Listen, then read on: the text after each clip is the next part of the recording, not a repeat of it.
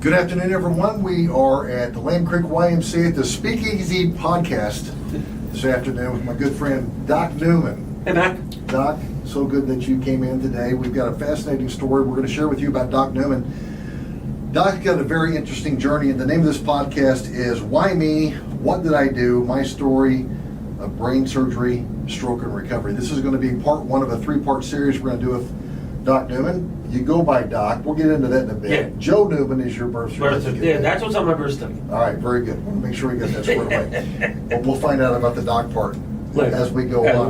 We're going to go a little bit in your history, Doc, and kind of talk about you growing up in New York, and a little bit about your parents and family, and this journey that you've been on. It's just an absolute fascinating story. A lot of people have encouraged you to share that with us, right? I was born in New York, like I said. My parents were older. My father was married before my mother. He married his sweetheart before World War II. My father fought in World War II. Wow. Because he was born in 1918. And he was married before, and in 1959 he lost his first wife. She died. I'm not sure what she died of, I just know she died. But he had two sons, Robert Jr., right. We call Bobby, and Ricky. And that it was not a happy. Once she died and my mother came along, it was not a happy situation. So your mother came into this environment after her original wife passed away. And this is your birth mom that comes my birth mom. She had my sister in 1962, and then I was born in 1964. And it was a very difficult time. When I was with Bobby, I was about 6 or 7 years old, and I remember he came home. Dad and I were in the basement, and he came home. And my father said, "There's a letter for you upstairs." Oh boy, you know what that means. So he went upstairs, and he came down. There was his draft notice. And Bobby started cussing at my dad. My dad started cussing at Bobby. They had a major fight.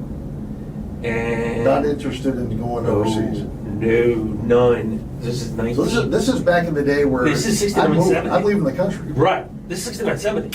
So he left. I didn't know where he went because I was, like I said, I was 7. I didn't know where he went. All I know is he left the house. And then he was gone.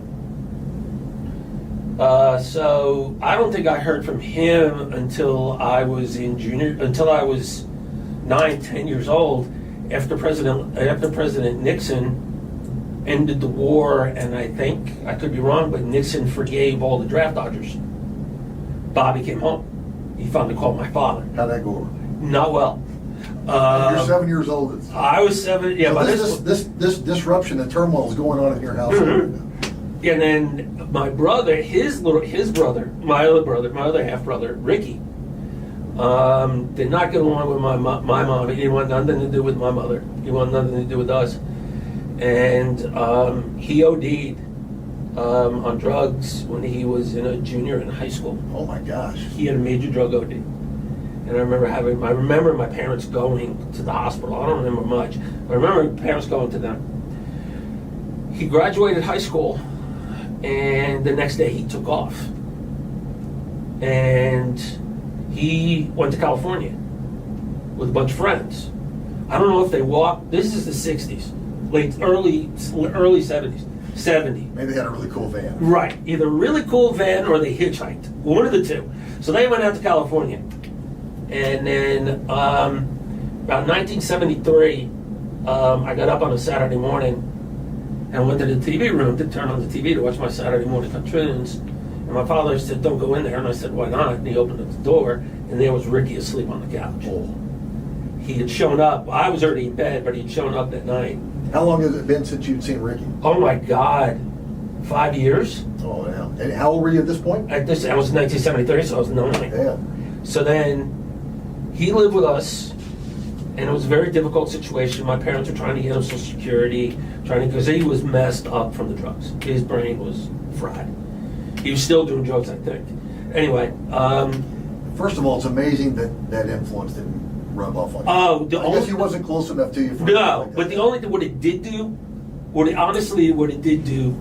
was it made me swear to God I would never do drugs. And I never did. To this day. I never smoked pot, nothing. I'd be with friends, and they'd break the pot, and I'd leave. Yeah. My friends knew, when I was in high school and in college, my friends knew not to offer it to me because I never would do it. So I never did. But Ricky, then in October of 1974, I'll never forget it because I was watching baseball playoffs.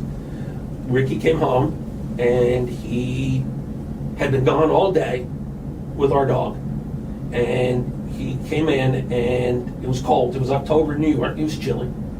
And he had on a pair of shorts, no shirt, and a denim jacket with the sleeves cut off. And my mother got on him about taking the dog and being gone all day. And then she said, you need to dress. This is in California. You need to dress more. And he went off on my mother. Still the drugs are probably talking. Yeah, and the drugs, right. He started cussing out my mother. My mother was taking it. And then my dad came home from work. And they had a major fight. I remember sitting in the room watching the ball game and hearing them fight. And he left. And I never saw him again. That's got to be super uncomfortable for you as a young kid to hear that one. I mean, so you're kind of the back of the house thing. You got your father's original wife passes away, meet your beautiful mother, have you, have me and my sister. You and your sister. There's 4 of you, 2 stepbrothers and your Right. sister. So where do you rank in the 4? I mean, if you think about all the Newman kids, Right. you come out as, man, you got to be top of the pack. Oh, I'm on top of the pack.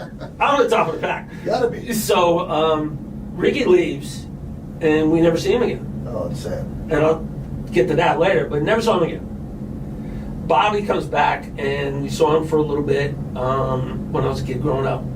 But there was tension. There was tension there. So we're going to get back to that tension a little bit. That's good. Now, you fast forward a little bit, you start talking about, we call you Doc Newman. Obviously, we're going to get into your career, but something actually had to spur you on to choose the path that you picked. Yeah, we went. I was in high school.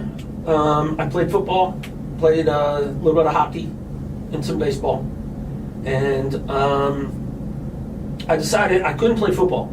I was too small, too slow, and I went to. Wait a minute, shocking. Yeah, no, shocking. I know. You've known me long enough.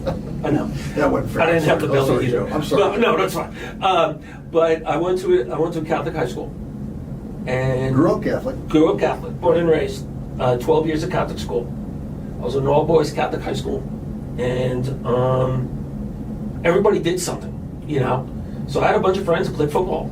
So to kill the time in the spring, or in the fall, to kill the time in the fall, I became the manager. Taking the water out and doing all that stuff. So when you did that, did you instantly have some kind of passion for that? No, I was just like, You just killing wanted time. to be I just wanted to be part part of something. Yeah. My sophomore year, the head football coach introduced me to this gentleman, and I wish I could remember his name, but he introduced me to this gentleman, and he was a certified athletic trainer. And he would take the kid, he would come to the games only, and he would take the kids and things like that. He taught me first aid, he taught me some stuff, rehab and stuff. And sometimes if a kid got hurt on Saturday, because we played Saturday afternoons in those days. Yeah. Nobody played at night. We played Saturday afternoons. If somebody got hurt on Saturday, he would leave me instructions on what to do with them. So I would take care of the kid during the week. And you found that you were probably pretty good at I it. loved it. I mean, you had a knack for it. Right. Now you start getting a passion Right. for it. So that's when I decided. Did they call you Doc in those days? No. You're going to give me that later. No. Okay. So I decided. So I talked to him, and I decided this is the career path. I wanted to be an athletic trainer. So I decided my sophomore, junior year in high school to become an athletic trainer. So I did that. Did that all through high school. I went to college in Springfield, Massachusetts for a year. I went there. I did not get selected for their athletic training department at the end of my freshman year. Fascinating. So I said, bye.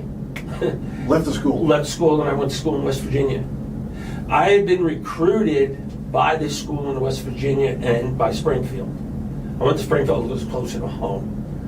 West Virginia was a 10-hour drive from my house. So I went down there, and they took me in, and that's where I stayed for 4 years. learning to be an athletic trainer. So the environment that you probably got yourself put into, thinking about where you were as a young boy, and you come back into this and you find a group of people who take a great interest in you, and developing you and pushing you along, that had to feel like family. Oh yeah. The coaches I had, I wish I could remember all their names, but the coaches in high school were fascinating to me. I couldn't play. I wasn't any good at hockey. So I was a manager for the varsity hockey team. You had to love that. That's your passion. Oh yeah, right? hockey's my favorite sport. So we were on that. You want to give a shout out to the Rangers? Real quick? Absolutely. New York Rangers, number 1, up 2-0 on their series. That's enough. We played tonight, game 3. But it was what I wanted to do, and at that time I wanted to go work for the New York Rangers. Wow, that'd be great. That's what I wanted to do. So I went to school in West Virginia and had an absolute blast. And I was a head trainer. I remember my sophomore year, we'd come back in August, because football and soccer and everything's going to start. Because in West Virginia, you played soccer in the fall. The only place I ever saw soccer in winter was in Texas. Right. So we go back, and my head trainer calls me into his office. And he said, all right, I have a new assignment. All right, here's your assignment. I said, what? He goes, you're going to work soccer. And I started laughing at him. He goes, no, you're going to work soccer. And I started cussing at him. Because you were expecting him to say hockey. Right? No, we didn't have hockey. I was expecting him to say I was like in charge of a group of freshman trainers working with the football team. Right. And he goes, no, you're going soccer. I said, why me? He goes, because you're the best one I got, and I can trust you alone. Because the soccer team practiced at the same time as football, but I was left alone. I went on the road trips by myself. I was on the sideline. The only time the head trainer was on the sideline was on the head. That had to be great training and Oh responsibility. yeah. I mean, they throw you right in the fire. That training is figured out. Yeah, figure it out. Go do it. Hold you accountable. Right. Make sure you show up. Right. And I found out that the coach of the soccer team had asked for me because I knew him. So it worked out, and we were NAIA national champions 2 years in a row. We lost in the semifinals my senior year. Yeah. Traveled all over. I had an absolute ball. I was left alone, and I did them, and then I did basketball, and our basketball team was very good. And then our baseball team, and baseball was terrible, but we had a good time. Like West Virginia today. That's a great story. We're with Doc Newman, Joe Newman, retired athletic trainer here. His great stories we go through. This is part 1 of a 3-part series. Fast forwarding a little bit ahead too, Joe, and you talk about the last 15 years ahead. We're in the Cy-Fair district back in 2006. Got here in 2006. Okay, started the Cy-Fair Independent School District. No, I was in East Texas for 10 to 15 years. Right. I came down for graduate school. I came down to go to UT Tyler to get my master's. And when I graduated from there, I was married, and my wife is from New York, and I promised her we would go back. We wouldn't stay in Texas. We would go back to New York. So New York kid coming to East Texas. Was that a transition And she was point? a New York kid going to East Texas. Is that tough on her? Yes, much tougher than her on me, because I went to school in West Virginia. It was no big deal. Right. She was very close to her family. It was very tough on her. So I said, we'll go back. I could not find a job in a high school in that area, in the Northeast. And I was offered a full-time job at my old high school. With the job where I had been as a graduate assistant offered me a full-time job. Why didn't you take that? I did. No, I did. Oh, you did go back? You did. So I stayed in Texas. Came down. I was a GA at Athens High School. Okay. I graduated my master's degree. Athens offers me a job. I stay there as the head trainer. I was there for 9 years. Oh my goodness. Had a great time. And then worked at a couple of schools in East Texas. My daughters were born in East Texas. I had good friends in East Texas. But about 95, forgot my brain again. 2005, 2006, we could see the educational system wasn't great for our daughters. We wanted more. In East Texas. In East Texas. Yeah, right. So we wanted to move. And that's how Houston came up. And I got the job. I interviewed for a job at a school in Katy on a Monday or Tuesday. And I interviewed in Langham Creek on Thursday. My wife came to the job in East Texas, at in Katy, and she said if I took the job in Katy, I was going to come down here alone because she hated the athletic director, hated the principal, hated the school, hated everything about it. The names will Remain silent. Remain silent. So then, 2 days later, I interviewed with Langham Creek, and 2 weeks later, about 2 weeks later, I was offered both jobs. Was Mack there at the time? No. Was it Todd? No, it was Mack Woodfin. Yeah, Mack Woodfin. Okay. I interviewed with Mack Woodfin. The athletic director. Right. I had football coach and athletic director. Interviewed with him, and I interviewed with the assistant principal, and I interviewed with some other people. And about 2 weeks later, I got offered the job in Katy. And a day after that, I got the offer from Mack, and I took the job here. And we moved here in '06. We've been here ever since. So things were coming together beautifully for you. Yeah. You have the history of you growing up in your childhood. Uh-huh. Your wife Moore doesn't really want to make that move into Katy. Doesn't want to go to East Texas. But she liked Houston, but we fell in love with it. You have to live in East Texas to understand it. Right. It's such a great place to live.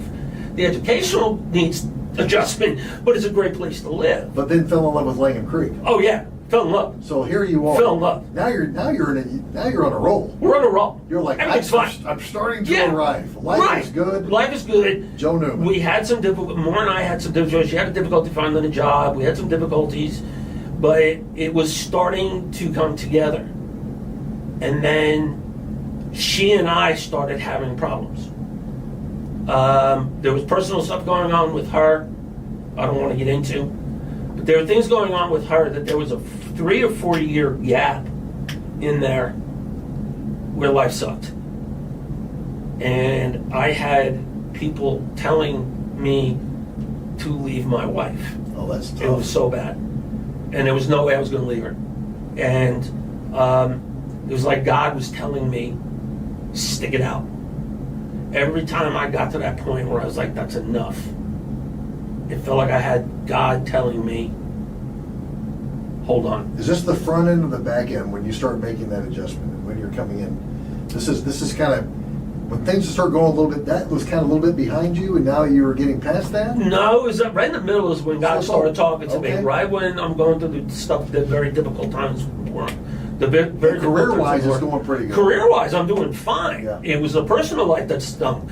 So first of all, just make sure we just stop and give you wonderful kudos for your faith and for your resilience and staying with it.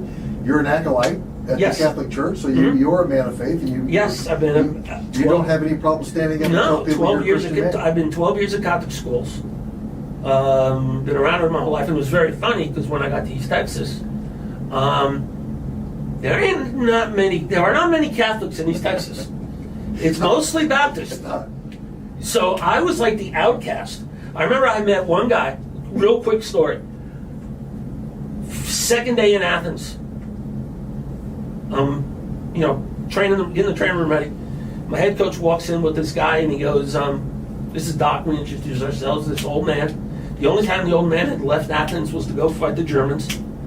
And he says to me, did you find a church? This is a good old boy. Good old boy. Texas good old boy. He's about 80 something. Oh, yeah. Okay.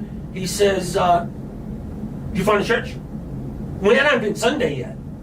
He goes, you find a church? And I said, yes, sir. He goes, where are you going to go? I said, well, I'm going to go to the Catholic Church. Because I'd driven past the Catholic Church, between apartment and everything. Sure. And I said, I'm going to go to... I can't even remember the name of it. I said, we're going to go to the Catholic Church. And he goes, you're Catholic? I said, yes, sir. He goes, how Catholic? I said, 12 years at Catholic school. Catholic. He goes, oh, well, good luck. Got up and walked out. Did not talk to me for 4 years. Oh, my goodness. I lived there for 10, and he didn't talk to me for 4. So it was very funny. Bingo for him. No bingo for him. So we came down here. So it was always been, faith has always been there. So when I was going through problems with Maura, and there were times I was ready to leave and to take the girls, something was always telling me, stay. Don't go. Right. Don't go. And I never talked to anybody not many people knew about what was going on at home until it became public. And your 2 daughters, absolutely beautiful, precious Thank women. you. Thank you. And the relationship and the way they love you Yeah. is just second to none. But we became very close. When Maura's going through her difficult phase, Right. the girls were young, so we became very close. Because they could talk to me and play with me because Maura was busy with her things. So a great lesson you're just teaching everybody right here today, Doc, with Doc Newman here telling the story. The simple fact that everyone deserves a little grace. Mm-hmm. And you know what? All of us. Yeah. Just don't bail. And you demonstrated that. Just don't bail. In your relationship with Maura, from what I can see Yeah. from the outside, look, Right. it's a beautiful thing. Oh, it was. Everybody thought we were perfect, but it was behind closed doors. But we got past it. We got past it, and we started to get. We got past it. She found herself. She found herself. I always found myself, but she found herself, and she found her career, and she found out what she wanted to do, and she went after it, and she got it. Oh man, and that's great, Doc. And the girls, we it was very funny because we laugh about it still. She got herself together just in time for the girls to say the heck with me, and they needed a mother more than a father. Yeah, how about that? How about how the Right. Lord works in mysterious ways? Right, exactly. The Lord works in mysterious ways. So let me ask you. Let me flip the page No, real that's fine. quick. So going back, kind of now all this has happened. Kind of moving in, 2 years ago. Mm-hmm. Where you at 2 years ago? And life's pretty good. Well, 2 years ago, 93, Christmas 93 was, from what I remember, was really good. And I remember 94 starting, and I was thinking, I'm good. This is you're saying 93, 19, no, excuse me. Yeah. I'm sorry, my brain. 2022 to 20, Gotcha, 2020, okay. 21 to 22. Yeah. I'm sorry, my brain. Feeling pretty good. Everything. Feeling good. I was happy. I had left Langham Creek. I started working at Methodist. I started working at Methodist hospitals, an athletic trainer at Methodist. I was being groomed for some other stuff. So that's pretty cool. So you do a good job at Langham Yeah. Creek. I'm a testament to that. Yeah. You put more strength through my kid's face. Yes, than this is probably a true. lot of guys. This is true. And then it's like a promotion. I mean, they did nice by you, getting you over there at Methodist, right? Right. Methodist was after me for about 2 years, Yeah. and I refused to leave. So you Because finally leave Langham Creek, which is your family and friends. Right. The only reason I left is because I would not leave because I was so close to so many people. Sure. And then when those group was gone and I could see some changes come in, it was It time. made sense. It was time. Yeah. So, but it was great. I loved. I'd worked at the hospital maybe 3 years. Methodist had always been our doctors, so I knew them all there. Okay, so when our kids were hurt, they went to Methodist. Right.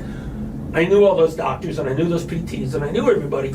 So me going over there was not that hard because I was going to work with people that I had known for 20 years. So at what point in this whole journey did you notice something's not right? Something is going on. Well, Maura and I went to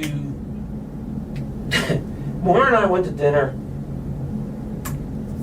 March, and I said to her, "Okay, I'm drawing my retirement from teaching. And what are you? How old are you? 58." Right on. I said, "I'm drawing my retirement from 'Cause teaching." you wanna go play golf. 57, right?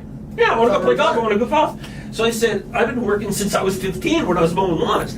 So I said, I'm drawing retirement from teaching. Good money. I got good money and a good retirement with the hospital. How long do I have to work? Can I retire at 60? Can I retire at 63? Can I retire at 65? So we had this long conversation about the different possibilities, and I was feeling really, really good. I was feeling good about myself. I was feeling good about my life. Top of the Top of the food chain world. from a career Top standpoint. top of the world. Hadn't felt better in years. So Easter Sunday comes. Feeling good? Feeling great. All right. I go to Mass Sunday. I was an acolyte at Mass. I also did homebound, taking just like you, Yeah. taking it to the people who can't get out. Had a great time Easter Sunday morning. I had homebound. I had 7 o'clock mass Sunday morning. I had homebound after that. We were going, and I was acolyte at 5:30 mass like I always was. And we get to mass, and we're going through mass, and it becomes the time for the water and the wine, all that. So I go up, and I'm making sure the altar servers, who I work with every Sunday, I'm making sure they're doing what they're supposed to do, and we're giggling. We go back to the pew. Father starts the prayers over the water and the wine, and I hear a cough. Now, my father smoked his entire life. He had a very, at least to me, very distinct smoker's cough. I heard that. I haven't heard that cough. He died in 2001. I hear the cough, and I know it. No. So I'm turning around looking behind me, and no one, my family is behind me, but no one's really back behind them. But I hear this cough. We go to kneel down at that port of mass. We kneel down, and I look to my left. I hear the cough again. I look to my left, and against the wall is my father. So I got to stop you right here. So you're telling me you're feeling great. You're in Easter Mass. Yeah. Everything's going hunky-dory. Mass is going along. You're working great. And you hear a cough and you turn and your dad's standing there. Standing there like a figure of your imagination. No, standing there. He's standing there like you and I are standing here talking to each other. Like you and I are talking together. And your dad's standing And I'm standing there and I'm just looking at him. Is he looking at you? Yeah. He's staring at me. He's laughing. He's laughing. He's smiling at me. And I'm going, Is he look at peace? yeah, he looks perfectly fine. He looks just like he did the last time I saw him. So he's standing there, and I'm kneeling down, and I'm looking, and all of a sudden my father gets a smile on his face, and he points like this. So I look to the altar next to the priest. We're talking again. I need more, Joe. Are you saying standing there in a mystical sense? No, or standing there just like you and I are standing there talking to each other. So your mom's at the altar. And I look up. Wait a minute, are you losing your mind right now? Oh, absolutely. Absolutely. Does anyone know what you're No, experiencing? because you can't talk. It's church. Oh, good point. So, okay, keep going. So I look up, and my mother looks at me, and she goes, trust in the Lord. That's all she says. It's trust in the Lord. She looks at you and says that from the altar. So then I look at her, we ring the bells. This father brings the host up, rings the bells. I close my eyes, say my prayers. Father coughs, look over, he's still there. He points at my mother. I look at my mother, she's still standing at the priest. The priest looks up, lifts up the wine, to turn it into the blood of Christ. And my mother said, trust the Lord in all things. Excuse me? So, puts down, and then we move on with Mass. Father goes through his prayers. We go to say the Our Father. We stand up for the Our Father. Right. And I look up, and my mother and father are standing next to the priest. Both of them are standing there next to the priest. As soon as we finish the Our Father, I'm supposed to walk around to where they're standing to get ready for communion as the acolyte. So I'm trying to run up there. Boom, they're gone. Out. So, how are they dressed? Oh, they're dressed perfectly fine. Just normal. Completely comfortable, and Yeah, that vision was everything was good. And did you know at that point that is actually just a miracle coming down? No. Like Mom and Dad. Oh yeah, it was a miracle, but it confused the bejesus out of me because I didn't know what the hell they were talking about. All right, so you don't know what they're talking about. No. So this is an early sign and a warning, like, right. Hey Joe, everything is good, but I'm just here to tell you. Yeah. That's an early sign of you might have a storm coming? Yeah, because I talked to, I didn't talk, I got home and I immediately sat out on the patio. And I wouldn't talk to my wife or my daughters. I sat out on the patio looking up at the sky going, what the heck is going on? So 2 days later, we had physicals at one of the high schools. And the doctors was there. And one of the doctors, Dr. Rand, that I really trust. pulled him aside. I told him the story, and after he came up off the ground because he almost fell over, he was like, "Dude, you're not losing your mind. You need to see your priest." This is out of my league. Right, this is out of my league. This is a different. This is out of my league, right? So I went to my priest, and we started having conversations about it. We met like once a week, and we started talking about it and everything like that. So now we get into May, and first week in May, I started having terrible headaches all the time, all day long. I kept saying to Maura, I need to go get my glasses changed. It's an eyesight thing. Right, it's an eyesight thing. Then I was getting confused. I couldn't remember things. I would forget, or I would ask more of the same question. And this is soon after the Easter. This is Right, soon right after, it's about 3 weeks. Gotcha. This is 2 or 3 weeks. So I'm like, all of a sudden, but I'm not smart enough to put 2 and 2 together. Okay? I barely passed math. I can't put this together. So, we went on a road trip, baseball. I was covering Rose Hill Christian, and we had a baseball playoff game. I think we were in Austin. So I drove up, went to the game. I drove home. I was driving home. It should be a 3-hour drive. It took me about 5 hours Oh my. because I kept getting off. Weather was bad or No, nothing. I had the phone, the directions right next to me. Listen to the radio. I'd get off at some exit and I'd drive around for a little while. Are you still blaming it on your eyesight? Or at this point? Oh no! At this point, I'm blaming it on being tired Oh. because it's late at So night. the first excuse was your eyes are bad. Now you're just tired. No, I'm tired. Okay, I get it. That's a man Right, response. right, I'm tired. So I get home. I finally get home. I go to work the next day, and I'm starting to get more forgetful. Now I'm starting to get argumentative. So I got into an argument with somebody at work, and my boss called me in the next day. He said, "What are you doing?" Because I never got, you told me I don't care. Right. And I sat there and proceeded to, and I've known my boss for 20 years. I proceeded to just start. He goes, "Listen." He goes, when are you going on your cruise? Because Maura and I had a cruise plan. I said, Sooner or later. the end of May. I said, the end of May. I said, 2 weeks. He goes, all right, this is what I want you to do. I don't want you to come to the office for 2 weeks. Work at Rose Hill, stay up there, do what you need to do. Everything else, I'll see you at physicals, then go on vacation and we'll talk. I said, fine. So I did. So I stayed at Rose Hill. Physicals were a little difficult. I was getting lost a little bit with physicals, but got done and started doing some stuff. And as soon as physicals were on a Wednesday, that Saturday we left on a cruise. So we went on a cruise, and I thought I was fine, but I was bumping into the wall, and I wasn't walking straight. And it's not because of the cruise package of all you can drink. No, not because you can drink. This is the simple Right. fact that It's you're just losing simple your fact, balance. right. Somebody did say, walking down the hall, I fell in and go, look at that guy drunk at 9 o'clock in the morning. And I started laughing because I didn't know he was talking about me. Oh, that's funny. But anyway, So at that point, are you now saying no. there may be something going on? no. You're still not. No. So we go, I forget where we went, but the first cruise, first place we stopped, we were going swimming. We were going in, we were gonna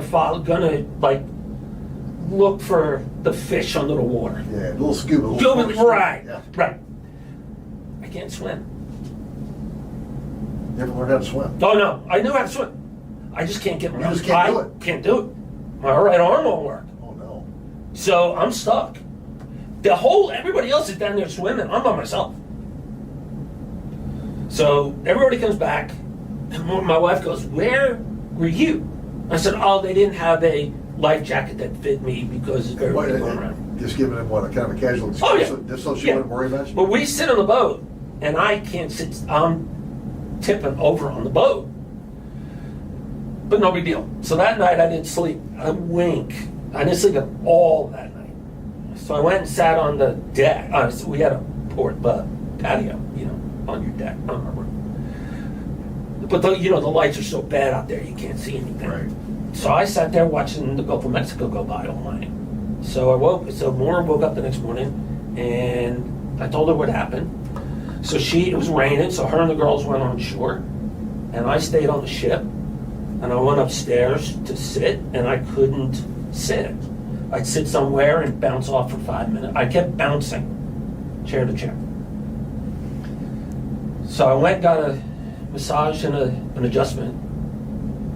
Felt a little bit better, but eh. So, rock and roll, finished this cruise. Had a great time. Come home.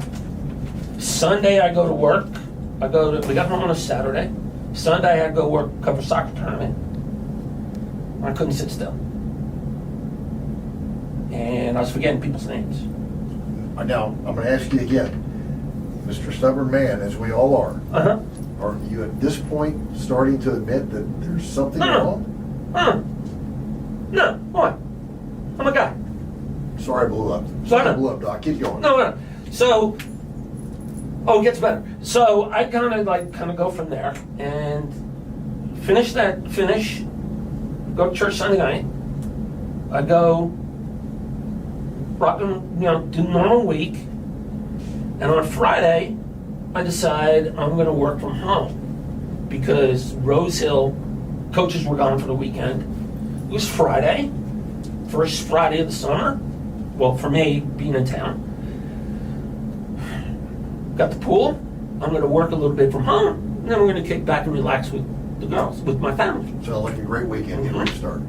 So, I do some work from home. 2 parents called me. I talked to 2 parents, 2 different doctors, a surgeon, normal morning.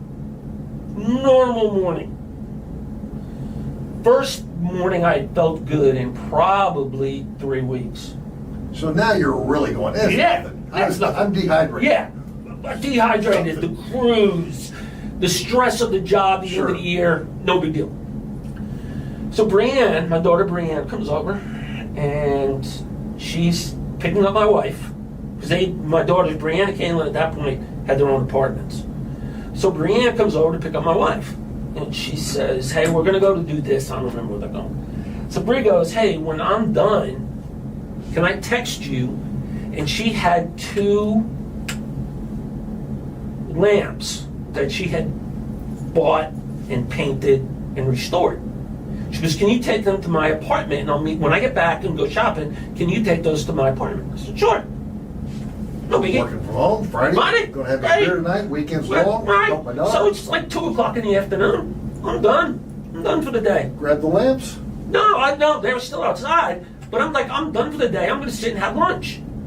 Maura and Brianne leave. I sit to have lunch. Everything's good. I get done with lunch. I don't remember what was coming on TV. I turned it off. Turned on my phone to turn on the radio. I go to stand up to walk to the kitchen or to get my plate, and I fall over. Like faceplant. Faceplant. I get up, look around, yell at the dog. Still blaming it on something. Oh yeah. Pick up the plate, stumble again, walk to the kitchen. I wash the dishes. I unload the dishwasher. I load the dishwasher. I wash the dishes. Do all that stuff, stumbling while I'm doing it in my kitchen. Luckily we have an island right in the middle of our kitchen, so I kept stumbling into that. I get done. I lay on the couch. Listen to music. Phone fell asleep. Phone goes off. Bree texts, hey, we're home. Okay, be over in a little bit. Bree lives 5-10 minutes away from the house. So now I gotta take these lamps and put them in the car. 2 minutes.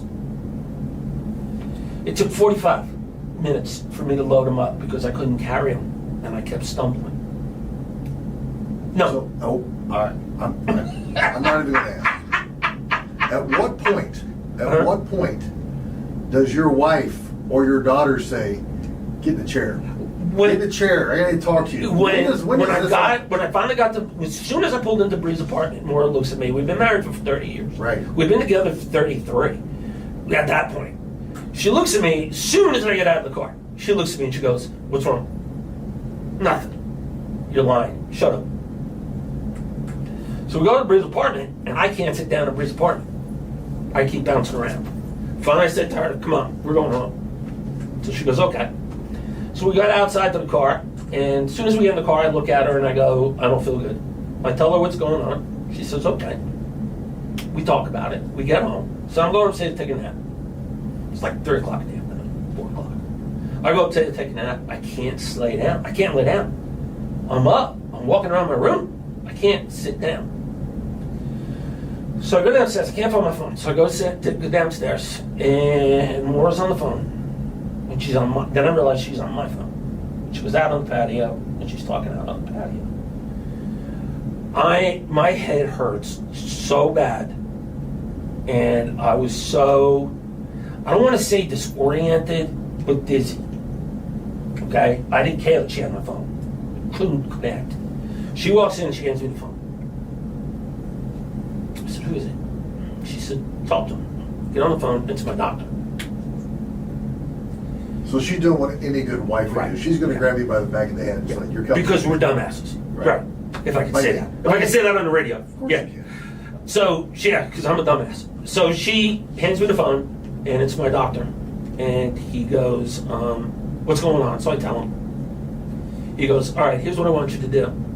He goes, I want you to go to the ER, and I want you to do this, this, and this. I said, no. You were one stubborn dude, too. You're one stubborn dude. He goes, I've heard these great stories of all these. Yeah. Now you've got the guy that probably cares for you. You probably worked with this cat. yeah, I for do. quite some I've known time. him for 20 years. Now he's coming to you like, hey, you want the ER? And you're like, I ain't going to the ER because Right. the dog was barking. I said to stumbled him, on the carpet. I go to, I had a dehydrated. Right. The Dude, I go, dude, I'm at a physical with you on Tuesday. We'll talk about it Tuesday. And he's like, No! He said no. So you finally agree? He goes, listen, if you don't go to the ER right now, you have no doctors in Methodist. I said, what the hell are you talking about? I work there. He goes, I don't care. I'll tell everybody. I'll send a note out that nobody will be your doctor. You'll be on your own. He's gonna blackball you. Right, he's going to blackball me. So he probably really would. He must love you enough that he's yeah. gonna play the Oh, yeah. part with you. Oh, yeah. Oh, yeah. Yeah. So I slam the phone down. I hang up the phone. Maura goes, what's the matter? I go, he wants me to go to the damn hospital. So she goes, okay. So I pick up my car keys. My wife, Maura goes, where are you going? I said, I'm going to the damn hospital to make all you people happy. She goes, how are you getting there? I said, I'm freaking driving. And Maura's like, no, you're not. So she takes the car keys away from me. Caitlin comes, picks me up. So we drive to Methodist. And I walk in, I knew everybody in the ER because I worked in the ER during COVID. When everything was shut down, I worked for Methodist. They kept us employed, and I worked overnights in the ER. So I knew a lot of people. Everybody in the ER, when I walked in, I knew most of them. So we get in, I'm like, oh crap, this is going to take a while. You're gonna be here for 2 hours. 2 hours. We're going to be there for 2 weeks. This is awful. This sucks. So I go in, I get called back, they put the IV in me, just to put the thing in my arm. And I sit back down, and I get up to go to the bathroom. I come out of the bathroom, and Maura goes, and my wife, Caitlin, looks at me, and she goes, they're looking for you. I said, who is? Lab. This is weird. I shouldn't be going this quick. But anyway, they take me to the back to do x-rays or whatever the hell they did on me. And so they do that, and they come out. The tech says, the woman who's pushing the wheel, pushing me, says to the other woman, do we do anything else with him? And she said, no, put him in a room right away. That's weird. Huh? Put me in a room. Take the IV out. I'm gonna get in the car and go home. Go, yeah. That's where your head is. Right. So they wheel me into a room. And you have no idea why? At this No point, clue. you're just No clue. something's going on here. No clue. Yeah. So, nurse I knew, and she said, and I talked to her, we're BSing and joking around out in the hallway, and we got the room ready. So I go in, and she goes, who are you here with? I said, my wife. So I told her my wife and daughter. So she went out and got them. And Maura comes in, Maura and Caitlin come in. Caitlin is a terrible poker player because I could tell by her face something was going on. And so the doctor walks in. Not the doctor. Doctor has already had a conversation with your daughter? Yeah, and the nurse. So the doctor and I are BSing because I had known her. She looked at me and she goes, all right, tell me your symptoms. I said, what symptoms? She said, how you been feeling? So I look, and Maura is... So wait a minute, is this a moment of truth? Yeah. Now you finally got to come clean. Now I got to come clean. And everybody's sitting next Maura to you. is sitting 2 feet, yeah, you know, a hospital room. Oh. So Maura's sitting here, Brianne, Caitlin's sitting here. I have nowhere to go. So I figured, all right, the better of two evils is Caitlin, because she won't hit her father. So I slide over to Caitlin. So the doctor goes, okay, what's your symptoms? I said, I've been having terrible headaches. She said, how long? I said, 6 weeks. 6 weeks. See more doing this. Oh boy. And I can see Caitlin's eyes get about that big. What else? Double vision, getting lost, the whole 9 yards. So the doctor says, okay, that makes sense. I said, makes sense for what? Doctor turns on the light, and in the screen is a brain. And she says, you have a large mass in your brain. I said, but she said, you have a large mass in your brain. I said, where? She said, you see this thing right here? And there's this huge thing. And I said, yeah. She goes, I said, yeah, who's that? She goes, that's you. Ooh. I was like, the hell? She goes, you have a large mass in your brain, growing in the middle of your brain. How large? What are you talking about? Oh, if I had my golf phone- ball? We talking? Oh, no. Tennis ball? No. It's big. It's like it goes this way, and Oh then that. It's like a T. Oh It looks like a T. Yeah. So, not a golf tee, the letter tee. Right. So, I said, okay. I said, what do we do? She goes, well, you got to see the neurologist, the surgeon, to figure out, what we do. I said, okay. Give me his number. I'll call him Monday morning. So Yeah. So now Mm-hmm. Doc Stubborn. Mm-hmm. Doc Stubborn. Mm-hmm. You have this mass in your brain. You've put off. You've had all the excuses. Now you see it. You witness it on the screen. I'll get back to you Tuesday. Yeah, I'll call you Monday. This is Friday. I got a barbecue and beer to drink. I'll see you Monday. She goes, you ain't going anywhere. I said, what? She goes, you ain't going anywhere. You're here. So she leaves, and I sat late in the ER for like 5 hours until they could get a room. Because they had to put me in a specific part of Methodist. They couldn't just put me in. So I had to lay there for a while. And Brianne came up crying and the whole 9 yards. So Saturday morning I wake up, and one of the things I remember is the neurosurgeon coming in and saying, when I got the call that you had this, I didn't know what really we were doing. He said, because I couldn't see it on my phone. He said, when I got in this morning, dude, that thing is huge. What did he say to you? No, the doctor said. No, was he more specific or? Yeah, he said, yeah. He got more specific, and he said where it was wrapped around and all this other kind of stuff. And I said, what do we do? He said, I don't know. Well, you don't want to hear a doctor tell you that. Not the best thing to hear. So he says, I said, what do you mean? I go, what do you mean you don't know? He says, I've got to go in and look at it and figure it out. He said, I'm just looking at it from tests. I need to see it in person. I said, fine. How do we do that?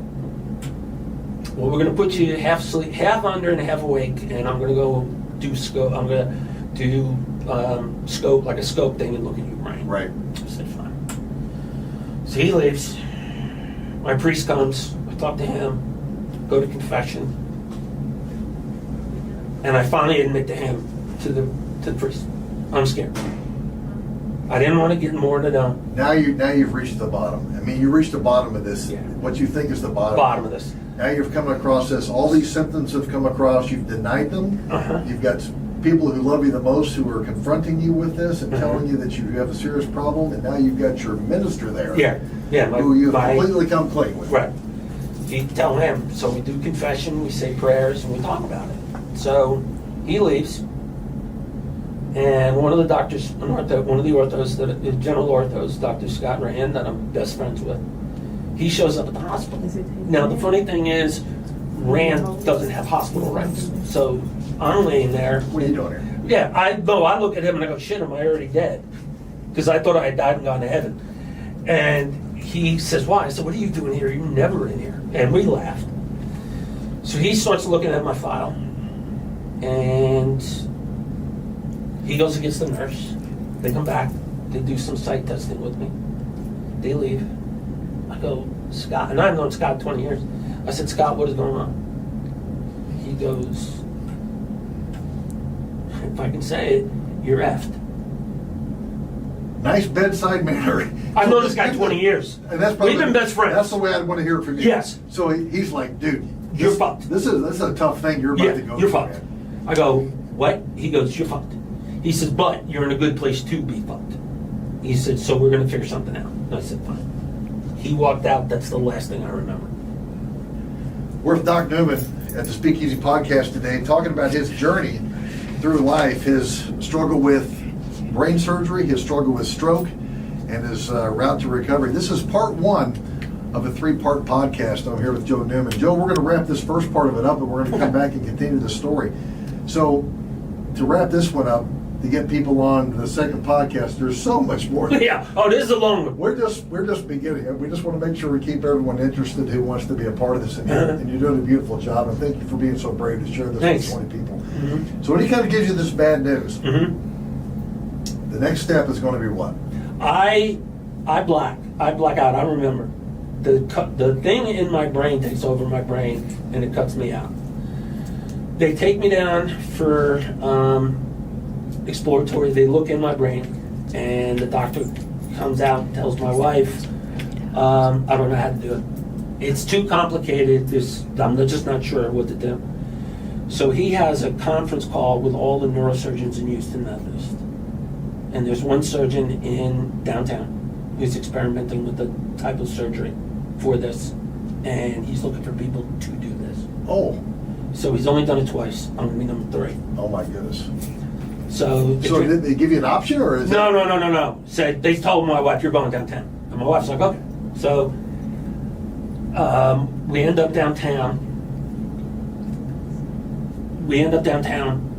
And the surgeon comes in and he tells my wife, listen, you got 3 choices at this point. Option 1 is we send him home and he's dead within a week to 10 days. Not a good option. Option number 2, we do traditional brain surgery. But if I have to open up his skull, he dies on the table. A worse option. Worst option. Third option is surgery that is new and experimental, not approved by the FDA, but they're allowing us to test. But the only problem is he's got a 10% chance of survival. What'd they pick? 3. We're with They didn't even talk about it. with Doc Newman, his journey on brain surgery and his stroke and how he recovered and why does this happen to Doc Newman. I'm so thankful that everyone could be a part of this first part of the 3-part series, Doc, and listen to this great story. We got a great cliffhanger. Really? Is it an hour up already? It's I'm been- sorry, I didn't mean to take so long. So it's been a great cliffhanger from where we're going to go for part 2. We hope you join us again. Look on Doc Newman's Facebook for the second part of our 3-part series with Doc Newman. We're so thankful you all could be here. Doc, thank you so much Okay. for speaking up. Looking and being